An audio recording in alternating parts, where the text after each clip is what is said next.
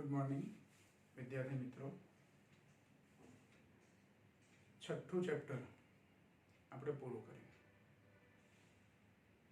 છઠ્ઠા ચેપ્ટરની અંદર સ્વાધ્યાયના દાખલા ગણ્યા, એ ઉપરાંત છેલ્લે આપણે વધારાના પણ થોડા દાખલા જે ગણવા જેવા હતા એ પૂરા કરેલા। હવે આપણે આજે નવું ચેપ્ટર એટલે કે સાતમું ચેપ્ટર શરૂ કરીએ છીએ। સાતમું ચેપ્ટર છે આપણું પ્રત્યાવર્તી વિદ્યુત પ્રવાહ અથવા પ્રત્યાવર્તી પ્રવાહ, ઓલ્ટરનેટ કરંટ અથવા ઉલટ સુલટ વિદ્યુત પ્રવાહ। પ્રત્યાવર્તી એટલે ઉલટ સુલટ। હવે આવા ઉલટ સુલટ જેને આપણે એસી કરંટ એવું કહીએ છીએ, આમ તો એસી કરંટ એવો શબ્દ બોલીએ છીએ, ઓલ્ટરનેટ કરંટ કરંટ એવું થાય। હું આવું લખું કે એસી કરંટ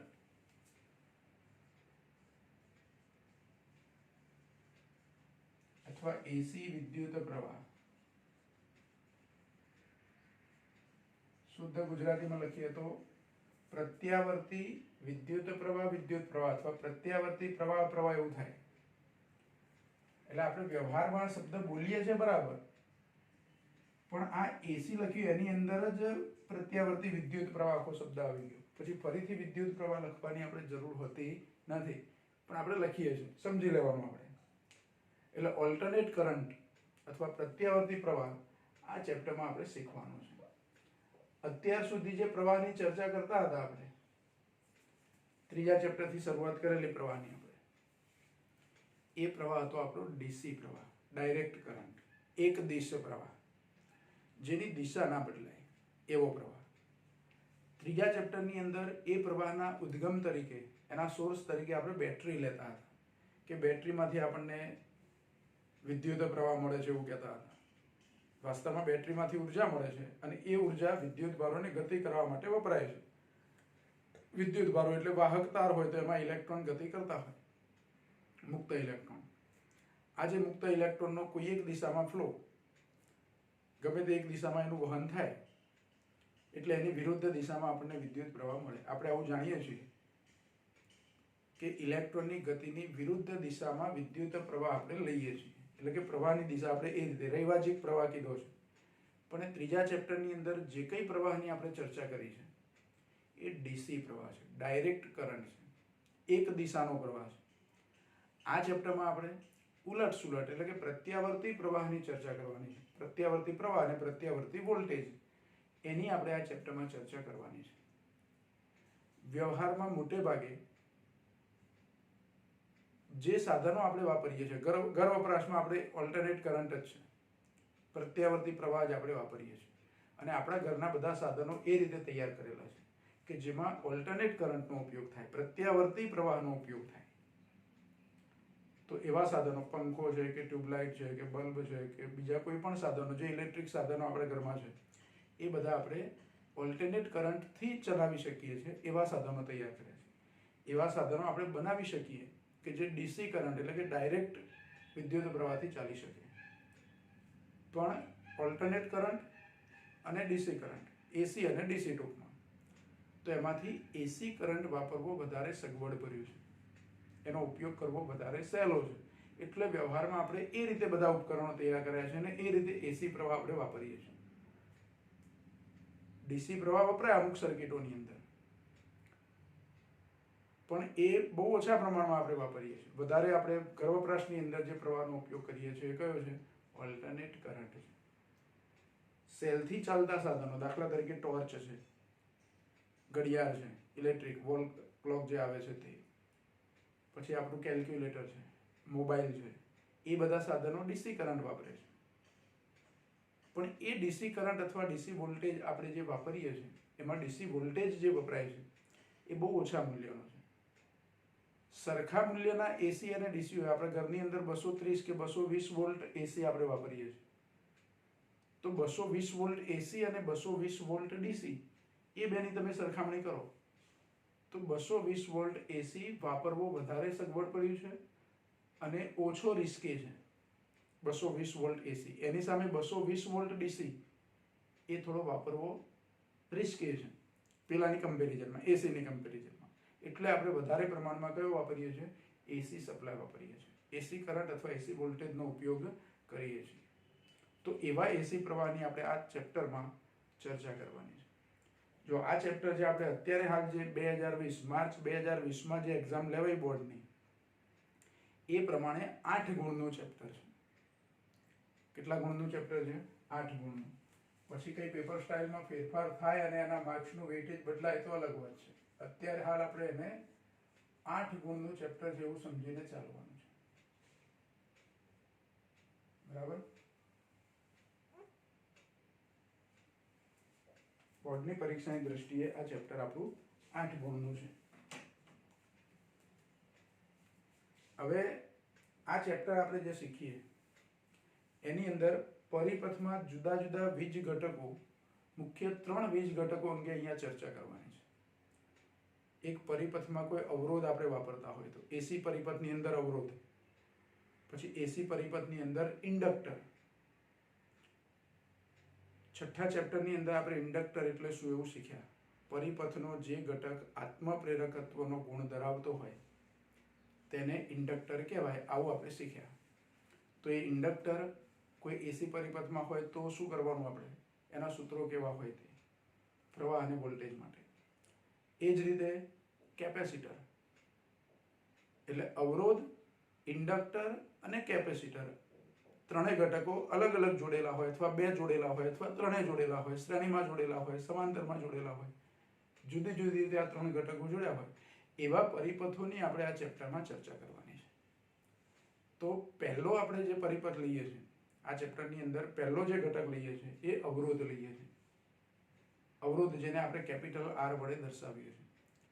અવરોધક ધરાવતો એસી પરિપથ હોય, જે પરિપથની અંદર માત્ર શું જોડેલું હોય? અવરોધ. ઇન્ડક્ટર હમણાં નથી જોડતા આપણે, કેપેસિટર હમણાં નથી જોડતા, માત્ર શું જોડીએ છીએ? અવરોધ જોડીએ છીએ. કેવા પરિપથમાં? એસી સપ્લાય હોય એવું. હવે બેટરી નહીં, આપણે એસી સોર્સ લેવાનો. બરાબર? તો અવરોધક ધરાવતો એસી પરિપથ, એ પરિપથની આપણે અહીંયા ચર્ચા કરવી છે.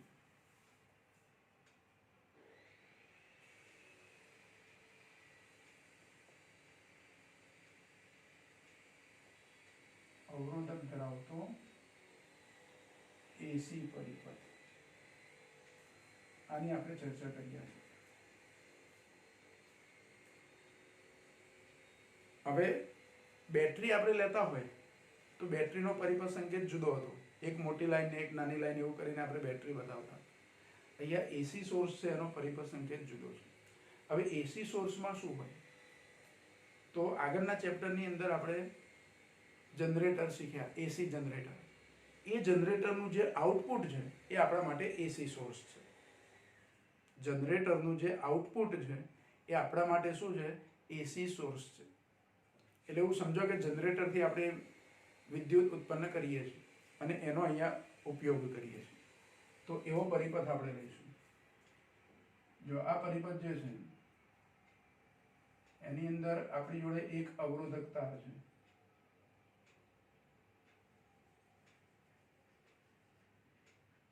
અને એ અવરોધકતા એને આપણે જોડ્યું છે એસી સોર્સ સાથે. જો એસી સોર્સ બતાવવા માટે આવું સર્કલ કરવાનું અને અંદર આપણે આવી નિશાની કરીએ છીએ. આ એસી સોર્સનો સંકેત છે, પરિપથ સંકેત. આ અવરોધ R છે, આ એસી સોર્સ છે. હવે જનરેટરનું જે આઉટપુટ આપણે લેતા હતા, જે E બરાબર E0 sin ઓમેગા t વડે દર્શાવતા હતા. જનરેટરનો પ્રશ્ન જ્યારે આપણે શીખ્યા ત્યારે E બરાબર E0 sin ઓમેગા t આવું સૂત્ર લેતા હતા.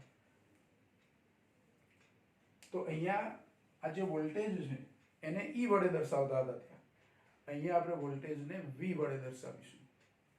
એટલે આ સૂત્રમાં, આ સંજ્ઞામાં સહેજ આપણે ફેરફાર કરીએ છીએ. V બરાબર Vm sin ઓમેગા t, આવું સૂત્ર આપણે અહીંયા લઈશું.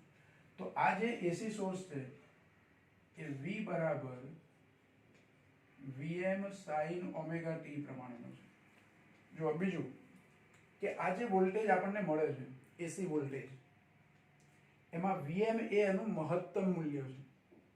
E0 આપણે લેતા હતા ખબર હોય તો NAB ઓમેગા, n ગુચરામાં આટાની કુલ સંખ્યા, a ગુચરાનું ક્ષેત્રફળ, b ચુંબકો જે છે એ ચુંબકોનું ચુંબકીય ક્ષેત્ર, અને ઓમેગા એટલે એની કોણીય ઝડપ, ગુચરું જે ભ્રમણ કરે એની કોણીય ઝડપ, જેને E0 વડે દર્શાવતા હતા અહીંયા આપણે Vm વડે દર્શાવીશું, અને એને આપણે કહીશું મહત્તમ વોલ્ટેજ અથવા તો વોલ્ટેજનો કંપ વિસ્તાર.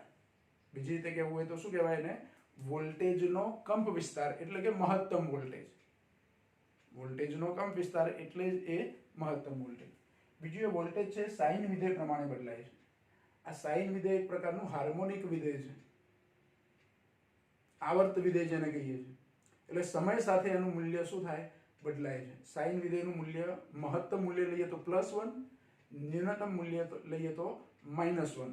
એટલે સાઇન વિધેય જ્યારે +1 હોય ત્યારે v બરાબર +Vm હોય, અને સાઇન વિધેયનું મૂલ્ય -1 હોય ત્યારે v બરાબર -Vm હોય. એટલે v નું મૂલ્ય ±Vm ની વચ્ચે વેરી થયા કરે, બદલાયા કરે, એવા આ વોલ્ટેજ છે, જેને આપણે ઉલટ સુલટ થતું મૂલ્ય. +1 એટલે કે એને લીધે +Vm મળે, એ એક દિશામાં હોય, તો -Vm વિરુદ્ધ દિશામાં હોય, મહત્તમ પણ વિરુદ્ધ દિશામાં.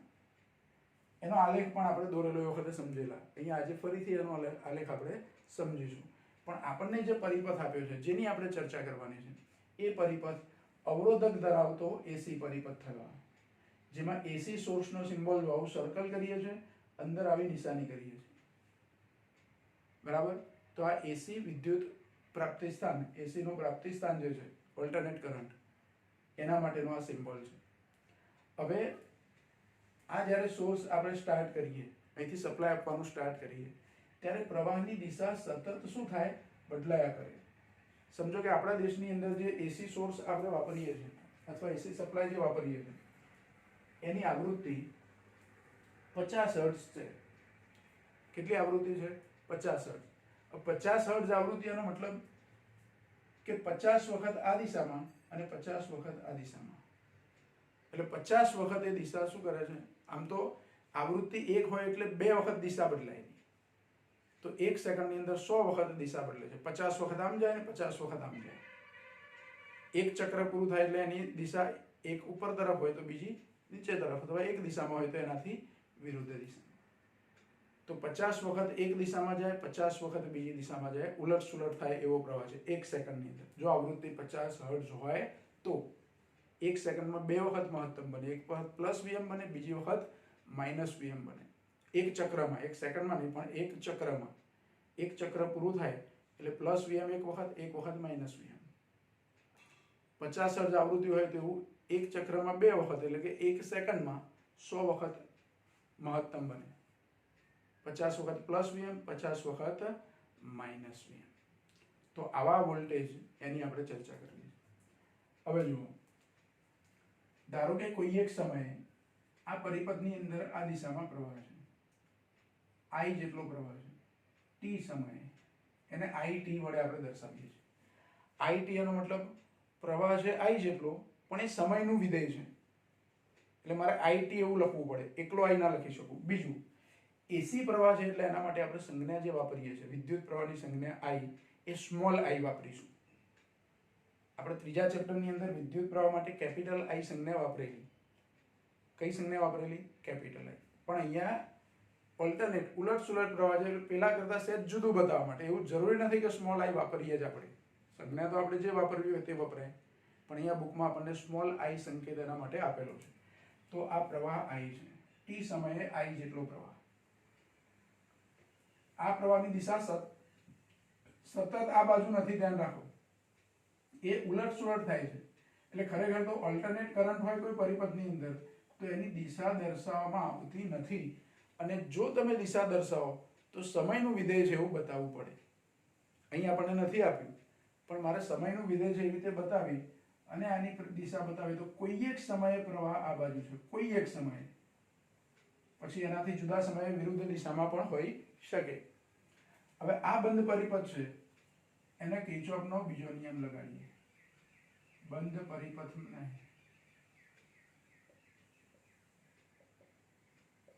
કિર્ચોફનો બીજો નિયમ લગાડતા. હવે કિર્ચોફનો બીજો નિયમ લગાડીએ તો બીજો નિયમ કેવી રીતે વાપરવાનો? ધારો કે કોઈ એક સમયે આ દિશામાં પ્રવાહ છે, આ સપ્લાય છે આપણો, જાણે કે બેટરી હોય એવી રીતે પરિપથમાં એક બેટરી છે ને એક અવરોધ છે, તો બેટરીના જે વોલ્ટેજ હોય એ અવરોધ અને એમાંથી પસાર થતા પ્રવાહના ગુણાકારના બરાબર હોય.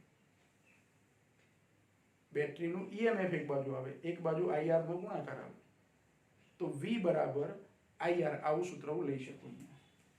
આ V એટલે આ સપ્લાય વોલ્ટેજ V બરાબર આઈઆર, આવું સૂત્ર લેવાય. પણ V બરાબર શું છે? Vm sin omega t.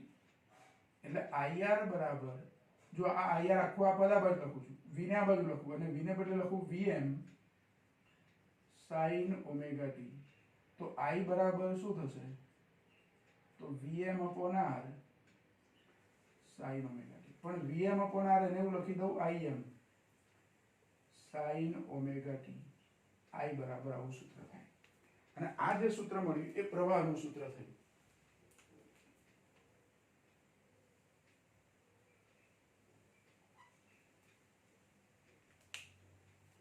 જો V બરાબર આપણે સપ્લાય વોલ્ટેજ જે લીધા છે AC, એનું સૂત્ર આવું છે, V બરાબર Vm sin omega t. Voltage, actually voltage એટલે અવરોધના બે છેડાનો વીજ સ્થિતિમાનનો તફાવત છે, આ PD છે. V હંમેશા આપણે બે છેડા વચ્ચેના PD તરીકે માપીએ છીએ. કોઈ એક બિંદુનું આ પોટેન્શિયલ નથી, પણ બે અવરોધના બે છેડા વચ્ચેનો વીજ સ્થિતિમાનનો તફાવત છે, જેના સૂત્રમાં સાઇન વિધેય છે. તો પ્રવાહના સૂત્રમાં એ સાઇન વિધેય છે. અહીંયા આ વોલ્ટેજનું મહત્તમ મૂલ્ય અથવા વોલ્ટેજનો કંપ વિસ્તાર Vm છે, એવી રીતે પ્રવાહનો કંપ વિસ્તાર Im છે. વોલ્ટેજનો કંપ વિસ્તાર જેવી રીતે Vm કહેવાય, એવી રીતે પ્રવાહનો કંપ વિસ્તાર Im છે. એટલે કે મહત્તમ મૂલ્ય, પ્રવાહનું મહત્તમ મૂલ્ય Im જેટલું છે, જે કોના બરાબર છે? Vm upon R બરાબર છે. અહીં પરિપથમાં આપણે માત્ર અવરોધ જ જોડેલો છે, બીજો કોઈ ઘટક જોડ્યો નથી, એટલે કે ઇન્ડક્ટર કે કેપેસિટર એવો કોઈ ઘટક જોડેલો નથી. બીજું, અહીંયા ઓમેગા ટી એ વોલ્ટેજની કળા કહેવાય. ઓમેગા ટી ને કળા કહી શકીએ આપણે. 11મા ધોરણમાં આપણે આવું શીખ્યા છે દોલનોવાળા ચેપ્ટરમાં. y બરાબર a sin omega t plus phi, અથવા તો x બરાબર a cos omega t plus phi, આવા સૂત્રો લખતા હતા. એમાં ઓમેગા ટી પ્લસ ફાઈ ને આપણે કળા કહેતા હતા. ફાઈ એટલે પ્રારંભિક કળા હતી, અહીંયા પ્રારંભિક કળા આપણે 0 ગણી છે. તો આ ઓમેગા ટી એ વોલ્ટેજની કળા કહેવાય. અહીંયા ઓમેગા ટી, આ સૂત્રમાં ઓમેગા ટી એ પ્રવાહની કળા કહેવાય. જો આ જે વોલ્ટેજનું સૂત્ર લખ્યું છે એને હું નંબર 1 આપી દઉં, અને પ્રવાહનું આ સૂત્ર આપણને મળ્યું એને નંબર 2 આપી દઉં. તો વોલ્ટેજનું સૂત્ર અને પ્રવાહનું સૂત્ર બંને આપણે જોઈએ, બંને સૂત્રોમાં જોઈએ તો બંનેમાં સાઇન વિધેય છે, બંનેની કળા સરખી જ છે. કળા સરખી છે એનો મતલબ કે ઉલટ સુલટ વોલ્ટેજ અથવા ઉલટ સુલટ પ્રવાહ બંને સાથે મહત્તમ થાય છે. મૂલ્યો સરખા છે એવું નહીં, પણ જે વખતે વોલ્ટેજ મહત્તમ થયો હશે તે જ વખતે પ્રવાહ મહત્તમ હશે, અને જે વખતે વોલ્ટેજ શૂન્ય હશે તે જ વખતે પ્રવાહ પણ શૂન્ય થયો હશે. એટલે કે બંનેની કળા સમાન છે. પ્રવાહ અને વોલ્ટેજ સમાન કળામાં છે એવું કહેવાય. શું કહેવાય? પ્રવાહ અને વોલ્ટેજ સમાન કળામાં છે એવું કહેવાય. આપણે અહીંયા લખીએ બાજુમાં કે સમીકરણ 1 અને 2 પરથી 1 અને 2 પરથી કહી શકાય કે માત્ર અવરોધ ધરાવતા અથવા અવરોધક ધરાવતા પરિપથમાં વોલ્ટેજ અને પ્રવાહ સમાન કળામાં છે, અથવા બંનેની કળા સમાન છે, આવું આપણે કહી શકીએ. વોલ્ટેજની કળા કેટલી છે? તો ઓમેગા ટી જેટલી, ટી સમયે કળા. તો એ જ ટી સમયે કળા પ્રવાહ માટે પણ ઓમેગા ટી જેટલી જ છે. એટલે બંનેની કળા સમાન છે. અહીંયા આપણે Im બરાબર Vm upon R, અને અહીંયા લઉં તો I બરાબર V upon R. ઓહમના નિયમ જેવું. ઓહમના નિયમમાં આપણે સૂત્ર લખતા હતા કે નહીં? V બરાબર IR, આવું સૂત્ર ઓહમના નિયમમાં લખતા હતા. V બરાબર IR. આમાં V પણ કેપિટલ લેતા હતા, I પણ કેપિટલ લીધા હતા. અહીંયા V પણ સ્મોલ લઈએ છે, I પણ સ્મોલ લઈએ છે. R એના જ છે આપણા. કેપિટલ આર તો કેપિટલ આર લીધા છે.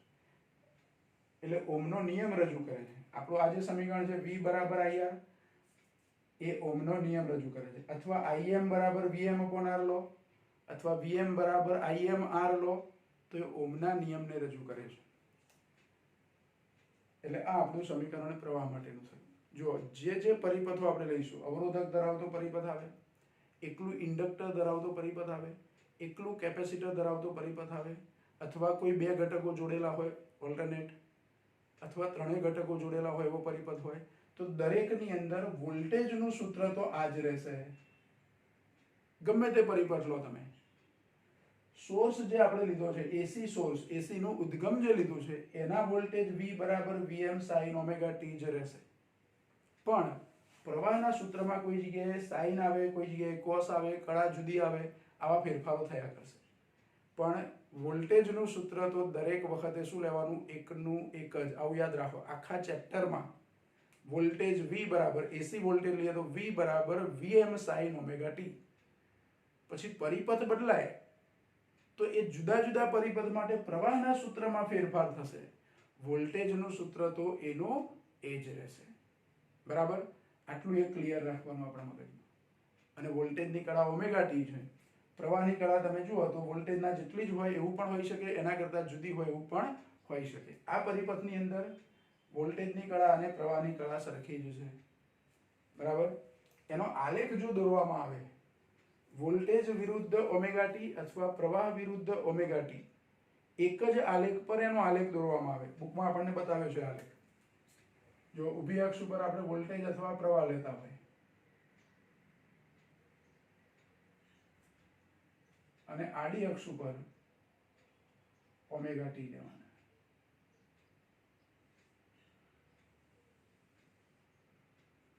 અહીંયા ઓમેગા ટી લો. એક ચક્ર માટે આપણે આલેખ દોરીએ. સાઈન વિધેય પ્રમાણેનો આલેખ છે. ઊભી અક્ષ ઉપર વોલ્ટેજ અથવા પ્રવાહ લઈએ છીએ. એટલે V અને કોમા કરીને અહીં કરીને બતાવી શકો. બંને માટે આ મૂલ્યો, અહીંયા સ્કેલ થોડું જુદું હોય બંનેનું, પણ એક જ આલેખમાં આપણે બતાવીએ છીએ. આ ઉગમ બિંદુ છે. સાઈન વિધેય 0 સમયે 0 જ હોય.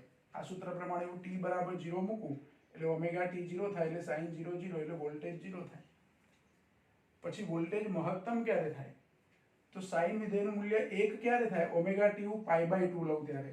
ધારો કે અહીંયા હું π/2 લઉં. પછી આ જેટલું અંતર છે એટલા જ અંતરે બીજું પાઈ લઉં. પછી અહીંયા 3π/2 અને પાછું એટલા જ અંતરે લઈએ અહીંયા 2π. આ ઓમેગા ટી ના જુદા જુદા મૂલ્યો છે, જુદા જુદા સમયે. તો ઓમેગા ટી નું મૂલ્ય જ્યારે π/2 થાય ત્યારે વોલ્ટેજ મહત્તમ હોય. હવે અહીંયા વોલ્ટેજ જે મહત્તમ આપણે બતાવીએ તો એને અનુરૂપ વોલ્ટેજનો આલેખ આપણને આવો મળે. પછી એટલું જ મહત્તમ વિરુદ્ધ દિશામાં.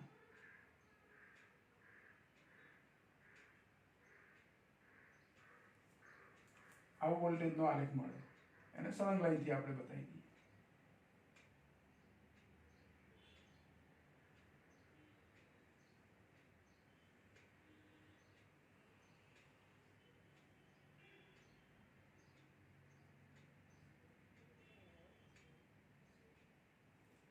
V versus omega T.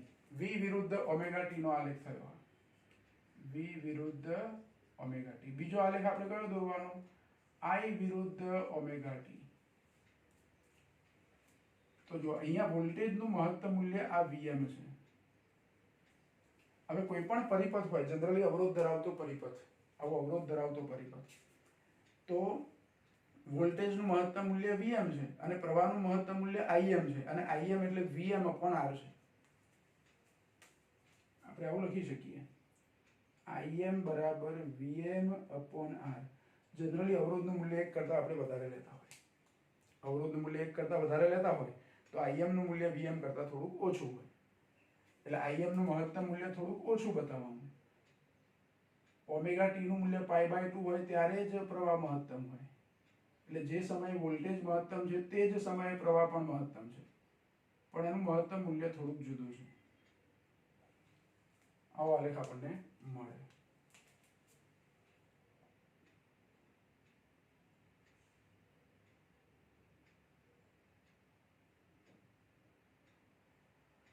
આ પ્રવાહનો આલેખ થયો.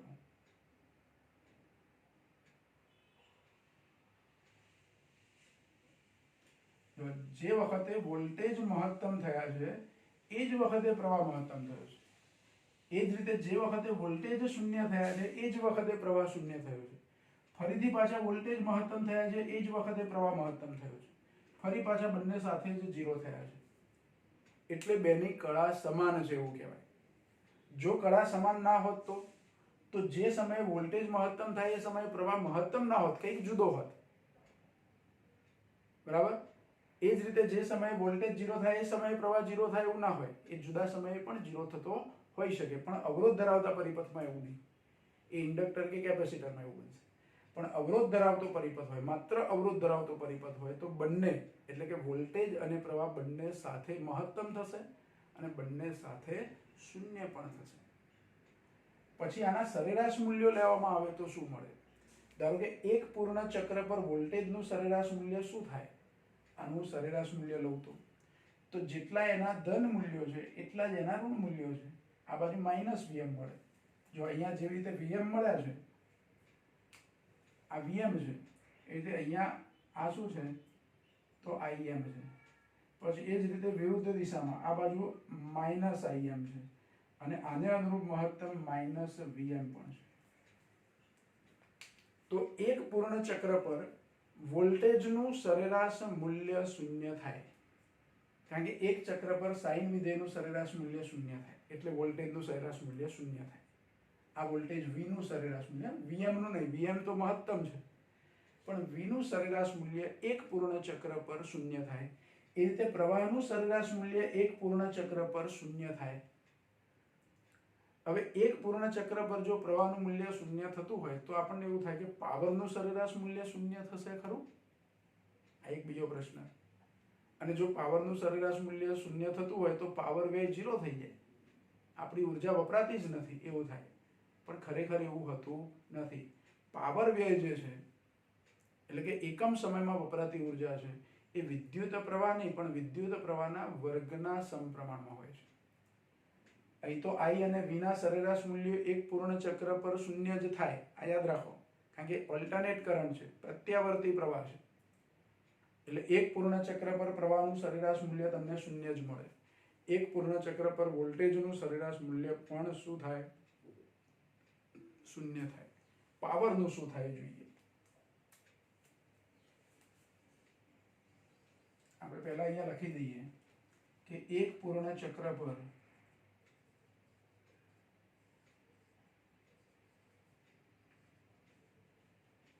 વોલ્ટેજ અને પ્રવાહના સરેરાશ મૂલ્યો શૂન્ય મળે. પણ એક પૂર્ણ ચક્ર પર પાવરનું મૂલ્ય શૂન્ય ન મળે. હવે પાવર વ્યય લઈએ આપણે એસી પરિપથની અંદર પાવર વ્યય લઈએ તો શું થાય? તો પાવરનું સૂત્ર છે આપણી જોડે, પાવર P બરાબર I²R. સ્મોલ આઈ લખીએ છીએ. આમ તો ડીસી પરિપથની અંદર પાવર P બરાબર I²R આવું સૂત્ર લખીએ છીએ. બરાબર? એમાં કેપિટલ આઈ લખ્યા હતા, અહીંયા આપણે સ્મોલ આઈ લીધા. જ્યાં I બરાબર શું? તો Im sin ઓમેગા t. આ તો પાછું યાદ રાખવાનું. તો પાવર P બરાબર I² ને બદલે Im² sin² omega t into R. એટલે આવું લખી શકું, Im² R sin² omega t. પાવરનું સૂત્ર થયું. હવે અહીંયા સાઈન નો વર્ગ આવી ગયો, sin² થઈ ગયું, કેમ કે I² હતું. આનો વર્ગ કર્યો એટલે Im² sin² ઓમેગા t. આનું જો સરેરાશ મૂલ્ય લઉં તો શૂન્ય ના થાય. કેમ કે એકલા સાઈન હોય તો એનું સરેરાશ મૂલ્ય શૂન્ય થાય એક પૂર્ણ ચક્ર પર. પણ એક પૂર્ણ ચક્ર પર sin² ઓમેગા t નું સરેરાશ મૂલ્ય શૂન્ય ના થાય. એનું સરેરાશ મૂલ્ય જે હોય તે 1/2 થાય. આવું આપણે ગયા ચેપ્ટરની અંદર થોડી ચર્ચા કરેલી કે sin² ઓમેગા t હોય, sin² ઓમેગા t, તો એનું સરેરાશ મૂલ્ય 1/2 થાય. એમાં સૂત્ર તમારે વાપરવું પડે કે sin² ઓમેગા t બરાબર 1 - cos 2 ઓમેગા t/2. આવું સૂત્ર છે. અને એ સૂત્ર પરથી આનો સરેરાશ જે જવાબ આવે તે 1/2 થાય. આપણને બુકમાં નીચે વધારાની માહિતીમાં આપ્યું છે કે કેવી રીતે 1/2 થાય, સરેરાશ મૂલ્ય શોધીએ તો. બરાબર. પણ આપણે એવું યાદ રાખીશું કે sin² ωt નું એક પૂર્ણ ચક્ર પર સરેરાશ મૂલ્ય શું થાય? 0 થાય. બરાબર. તો આ જે પાવર મળે છે આપણને, ધારો કે આ સમીકરણ નંબર 3 આપું, તો પાવરનું સરેરાશ એક પૂર્ણ ચક્ર પર પાવરનું સરેરાશ મૂલ્ય મારે શોધવું છે. તો પાવરનું સરેરાશ મૂલ્ય એટલે એને p બાર વડે દર્શાવીએ, સરેરાશ છે એટલે. તો એમાં સરેરાશ Im² r sin² ωt. જો આ બાજુ લેસ ધેન ગ્રેટર ધેન જેવી નિશાની કરી એનો મતલબ કે મારે આનું સરેરાશ લેવાનું છે. આ સરેરાશ મૂલ્ય બતાવે છે, પણ આનું સરેરાશ મારે લેવાનું છે. કેટલું થાય તે ગણવાનું છે. એમાં Im અચળ છે, r અચળ છે, એટલે સરેરાશ કોનું લેવાનું? sin² ωt નું. તો પાવરનું સરેરાશ મૂલ્ય p બાર બરાબર Im² r સરેરાશ sin² ωt. આનું એક ચક્ર પર સરેરાશ મૂલ્ય આપણે કીધું 1/2 થાય, વર્ગ છે એટલે. બરાબર. તો પાવરનું સરેરાશ મૂલ્ય શું થયું? તો Im² r/2 આટલું સરેરાશ મૂલ્ય થયું. આ એક ચક્ર પર પાવરનું સરેરાશ મૂલ્ય થયું. એક પૂર્ણ ચક્ર પર પાવરનું સરેરાશ મૂલ્ય. આ સૂત્ર આપણે યાદ રાખીશું. હવે આ પાવરનું જે સરેરાશ મૂલ્ય છે એક પૂર્ણ ચક્ર પર, એની અંદર થોડુંક જુદી રીતે મારે બતાવવું છે. આપણે જે પાવરનું મૂલ્ય લેતા હતા ડીસી પરિપથમાં, p બરાબર I² r, આના જેવું સ્વરૂપ લાવી દેવું છે મારે. આના જેવું સ્વરૂપ લાવવું છે. તો શું કરવાનું? તો અહીંયા જે પ્રવાહ છે એ પ્રવાહનું RMS મૂલ્ય લેવાનું હોય. આ પ્રવાહનું RMS મૂલ્ય લેવાનું. RMS મૂલ્ય એટલે 11મા ધોરણમાં આપણે વાયુનો ગતિવાદનું ચેપ્ટર જે શીખ્યા છે એમાં અણુઓના વેગના RMS મૂલ્યો લેતા હતા. RMS route mean square. એટલે જે ભૌતિક રાશિનું તમારે RMS મૂલ્ય લેવું હોય તે ભૌતિક રાશિનો પહેલા વર્ગ કરવાનો, પછી એનું સરેરાશ લેવાનું, પછી એનું વર્ગમૂળ લેવાનું, એટલે RMS મૂલ્ય કહેવાય. એટલે પ્રવાહનું મારે RMS મૂલ્ય લેવું છે. કયા પ્રવાહનું?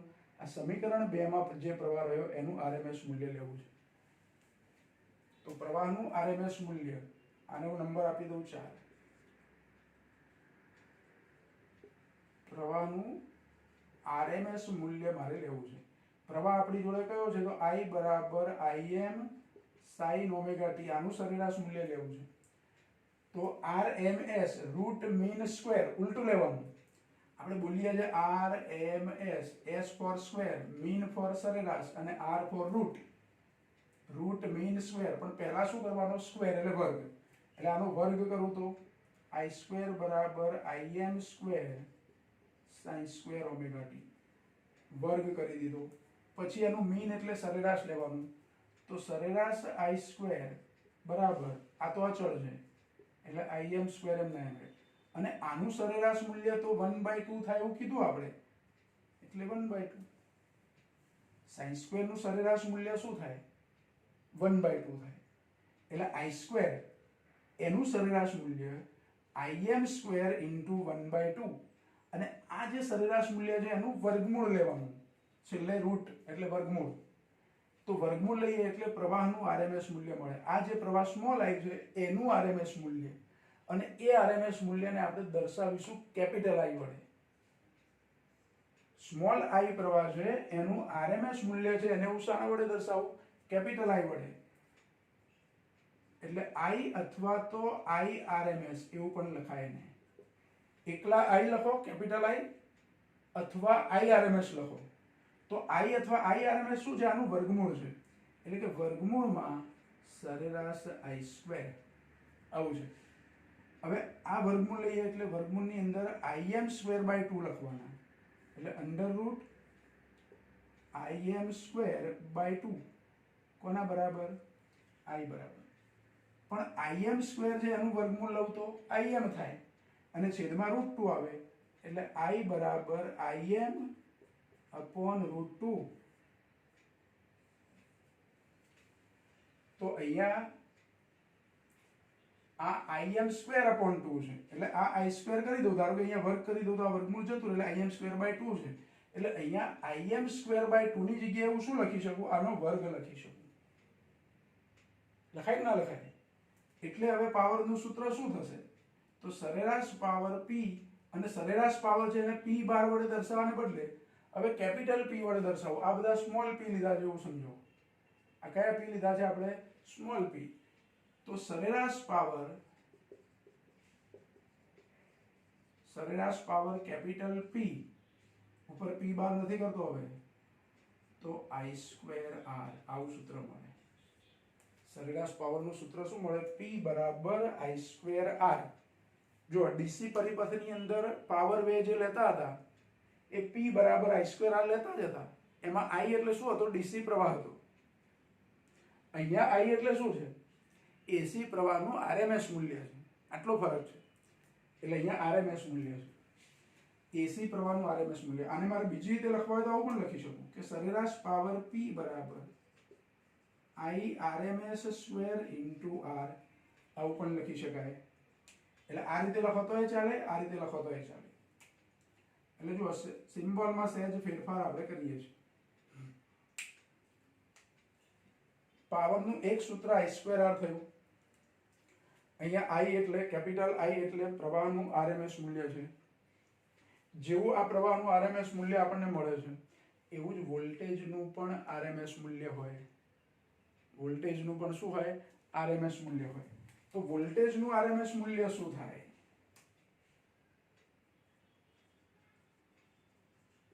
વોલ્ટેજનું આરએમએસ મૂલ્ય તો જેવી રીતે I લીધા છે કેપિટલ એવી રીતે વોલ્ટેજના આરએમએસ માટે Vrms અથવા I, જેવી રીતે I અને Irms જેવી રીતે V અને Vrms લેવાય અથવા V અથવા Vrms કેપિટલ V લેવાના અથવા Vrms લેવાના. અને એ Vrms એટલે શું? તો Vm અપોન √2 આના જેવું સૂત્ર. એટલે V બરાબર Vm અપોન √2 એટલે વોલ્ટેજનું આરએમએસ મૂલ્ય મહત્તમ મૂલ્યના 1 અપોન √2 ગણું હોય. 1 અપોન √2 એટલે 0.707. અને આવી રીતે પણ લખાય કે V બરાબર એટલે કે વોલ્ટેજનું આરએમએસ મૂલ્ય 0.707 Vm સ્મોલ vm. આવો સંબંધ પણ છે. એવો પ્રવાહમાં પણ હોય. આ 1 અપોન √2 એટલે 0.707 થાય. એટલે જુઓ વોલ્ટેજનું આરએમએસ મૂલ્ય એ વોલ્ટેજના મહત્તમ મૂલ્યના ટકામાં લઉં તો 70.7% જેટલું થાય. એટલે આશરે 71% જેટલું. આશરે કેટલું થાય? 71% અથવા 70.7%. ધારો કે વોલ્ટેજનું મહત્તમ મૂલ્ય 10 વોલ્ટ હોય તો એનું આરએમએસ મૂલ્ય કેટલું થશે? તો 10 ના 70.7%. એટલે 7.07. એટલે આશરે 7 વોલ્ટ જેટલું. મહત્તમ મૂલ્ય જો 10 હોય તો એનું આરએમએસ મૂલ્ય આશરે 7 જેટલું થાય. 7.07 જેટલું. બરાબર? એટલે એવી રીતે આરએમએસ એવું પ્રવાહમાં પ્રવાહનું મહત્તમ મૂલ્ય 10 હોય ધારો કે તો પ્રવાહનું આરએમએસ મૂલ્ય આશરે 7 જેટલું થાય. 1/√2 એટલે. તો આવી રીતે પાવરની ગણતરી આપણે કરી શકીએ. એટલે અહીંયા પાવર વે શૂન્ય હોતો નથી. ભલે પ્રવાહનું સરેરાશ મૂલ્ય શૂન્ય થતું હોય, વોલ્ટેજનું સરેરાશ મૂલ્ય શૂન્ય થતું હોય, પણ સરેરાશ પાવર શૂન્ય હોતો નથી. સરેરાશ પાવર કેટલો છે? તો im સ્ક્વેર r અપોન 2 જેટલો. પણ im સ્ક્વેર બાય 2 બરાબર i સ્ક્વેર લખી દઈએ છીએ આપણે આરએમએસ મૂલ્ય લઈને. એટલે આ સૂત્ર પેલા ડીસી પરિપથની અંદર જે પાવરનું સૂત્ર છે એના જેવું થયું. ડીસી પરિપથની અંદર પાવરના બીજા બે સૂત્રો પણ આપણે લઈએ છીએ. એક p બરાબર vi, તો અહીંયા પણ p બરાબર vi લઈ શકાય. જુઓ પાવરનું એક સૂત્ર p બરાબર vi લેતા હતા આપણે. તો આ એસી પરિપથ અવરોધ ધરાવતા પરિપથની જ વાત છે. હા, તો અવરોધ ધરાવતા પરિપથની અંદર p બરાબર vi લખું તો એમાં v અને i મારે શું સમજવાનું? તો Vrms Irms. આ સૂત્ર આવું છે. Vrms Irms માત્ર અવરોધ ધરાવતા પરિપથ માટે. પછી પાવરનું બીજું સૂત્ર આપણે v² r પણ લખતા હતા. તો અહીંયા VRMS² અપોન આર આવું લઈ શકાય, કેપિટલ વી. એટલે ટૂંકમાં V² અપોન આર જેવું સૂત્ર. તો પાવરના 3 સૂત્રો આપણે યાદ રાખવાના છે. એક પાવર I²R, બીજું પાવરનું સૂત્ર VI અને ત્રીજું પાવરનું સૂત્ર V² અપોન આર. તો આ પાવરના સૂત્રો આપણે યાદ રાખવાના. જો અહીંયા આપણે જે ચર્ચા કરીએ છીએ એ ચર્ચા માત્ર અવરોધક ધરાવતો એસી પરિપથ એની ચર્ચા છે. ફરી એકવાર ઝડપથી ધ્યાન રાખો. એસી સોર્સ અથવા એસી સપ્લાય આપણને જે આપ્યું છે એના વોલ્ટેજનું સૂત્ર કાયમ માટે આ જ રહેશે. ગમે તે પરિપથ અહીંયા ઘટક ગમે તે જોડે હોય એની સાથે, ઇન્ડક્ટર, અવરોધ કે કેપેસિટર જે જોડ્યું હોય તે, પણ V બરાબર તો Vm sin ઓમેગા t જ રહેશે. આ સમીકરણ એવું ને એવું જ. પ્રવાહના સૂત્રને તમારે પરિપથ જેવો હોય એ પ્રમાણે તૈયાર કરવાનું. અહીંયા માત્ર અવરોધ ધરાવતા પરિપથમાં પ્રવાહનું સૂત્ર I બરાબર Im sin ઓમેગા t મળ્યું કિર્ચોફના બીજા નિયમ પ્રમાણે. જે Im એટલે Vm upon R લીધા આપણે. Im એટલે મહત્તમ પ્રવાહ છે અને Vm એટલે મહત્તમ વોલ્ટેજ છે. પછી એનો આલેખ દોર્યો. બંનેની કળા સરખી છે. આ બે સૂત્રો પરથી તમે જોશો તો અહીંયા sin ઓમેગા t છે, અહીંયા sin ઓમેગા t. આની કળા ઓમેગા t તો આની કળા ઓમેગા t. t સમયે કળા બંનેની સરખી છે. સરખી કળા છે એનો મતલબ કે બંને સાથે મહત્તમ થાય છે, બંને સાથે શૂન્ય થાય છે. જે થાય તે બંનેમાં સાથે થાય છે. મતલબ કે બંને મહત્તમ પણ સાથે થાય છે, બંને શૂન્ય પણ સાથે થાય છે. એમાં V અને I વિરુદ્ધ ઓમેગા t નો આલેખ દોરવાનો. તમે એક જ કલરની પેનથી દોરતા હોય તો એક સળંગ લાઈન બતાવો, એક ડોટ લાઈન બતાવો, અથવા એક પેન્સિલથી બનાવો અને એક પેનથી, ડાર્ક પેનથી બનાવો. આવો આલેખ દોરવાનો છે. એક પૂર્ણ ચક્ર પર વોલ્ટેજ અને પ્રવાહ બંનેના સરેરાશ મૂલ્યો શું થાય? શૂન્ય થાય. પણ પાવરનું સરેરાશ મૂલ્ય શૂન્ય થતું નથી. હવે પાવર વે મારે આ પરિપથમાં ગણવો હોય તો I²R, એમાં સ્મોલ I લેવાનો છે. કારણ કે અહીંયા એસી પરિપથની અંદર પ્રવાહ આપણે સ્મોલ I વડે દર્શાવેલું. તો I²R, પણ I ની કિંમત મૂકી હતી. એ પાવરનું જે સૂત્ર મળ્યું એનું આપણે શું કર્યું? એક પૂર્ણ ચક્ર પર સરેરાશ મૂલ્ય લીધું તો આટલું મળ્યું. Im²R upon 2. પણ Im²/2 એટલે IRMS નો વર્ગ. RMS મૂલ્ય છે એનો વર્ગ. IRMS અથવા I બરાબર Im/√2 એનો વર્ગ છે. Im/√2 નો શું છે? વર્ગ છે. એટલે આ Im²/2 એની જગ્યાએ આપણે શું લખી દઈએ છીએ? Capital I. એટલે કે કેપિટલ I² થઈ જાય. Im²/2 એની જગ્યાએ I² લખી દઈએ છીએ. તો પાવરનું સૂત્ર, સરેરાશ પાવરનું સૂત્ર, હવે સરેરાશની નિશાની કરતા નથી. સરેરાશ પાવર P બરાબર I²R. જે ડીસી પરિપથની અંદર પાવર વેનું સૂત્ર છે એક્ઝેક્ટ એના જેવું સ્વરૂપ થયું. પાવર વે ગણાય ભલે જુદી રીતે. અહીંયા RMS મૂલ્ય લઈને ગણવો પડે, ત્યાં ડાયરેક્ટ I નું અચળ મૂલ્ય લઈને ગણવાનું છે. અહીંયા પ્રવાહનું RMS મૂલ્ય છે, પણ સૂત્ર દેખાવે બંને કેવા છે? સરખા છે, સરખા સ્વરૂપના છે. જેવું પાવર વેનું સૂત્ર P બરાબર I²R છે, એવું બીજું પાવરનું સૂત્ર P બરાબર VI છે, અને ત્રીજું સૂત્ર છે V² upon R છે. અને RMS મૂલ્ય કેવી રીતે શોધાય તે આપણે કીધું કે રૂટ મીન સ્ક્વેર. કોઈ પણ ભૌતિક રાશિ, જે સમીકરણ જે છે, જે ભૌતિક રાશિનું તમારે RMS મૂલ્ય શોધવું છે એનો પહેલા વર્ગ કરવાનો, પછી સરેરાશ લેવાનું અને પછી વર્ગમૂળ લેવાનું, એટલે RMS મૂલ્ય મળી જાય. આવું આપણે VRMS, વેગ માટે RMS મૂલ્ય અણુઓ માટે શોધેલું છે 11મા ધોરણમાં. એના જેવું જ છે. બરાબર. પ્રવાહનું RMS મૂલ્ય હોય તો I અથવા IRMS બરાબર Im/√2, અને વોલ્ટેજનું RMS મૂલ્ય હોય તો VRMS અથવા V બરાબર Vm/√2. તો આવી રીતે આપણે RMS મૂલ્યો શોધી શકીએ. હજુ આ જે અવરોધક ધરાવતો પરિપથ છે એની અંદર એક જુદી ચર્ચા આપણે કરવાની છે, ફેઝરની રીત. પણ એ ચર્ચા નેક્સ્ટ ટાઈમ કરીશું. આજે આ પહેલો દિવસ છે આપણો, આ પહેલા ચેપ્ટરનો, આ 7મા ચેપ્ટરનો પહેલો ટોપિક છે આ ચેપ્ટરનો, એટલે આટલું જ રાખીએ છીએ. પણ આટલું જો બરાબર ધ્યાનથી તમે સમજી લેશો તો આગળ કોઈ તકલીફ પડશે નહીં. થોડા જુદા જુદા પ્રશ્નો આપણે શીખવાના આવશે. એટલે આ ચેપ્ટરની શરૂઆતમાં બહુ જ ધ્યાન રાખવાનું છે. તમને ખબર ના પડે તો ફરીથી રિપીટ કરીને આ જોઈ લેજો.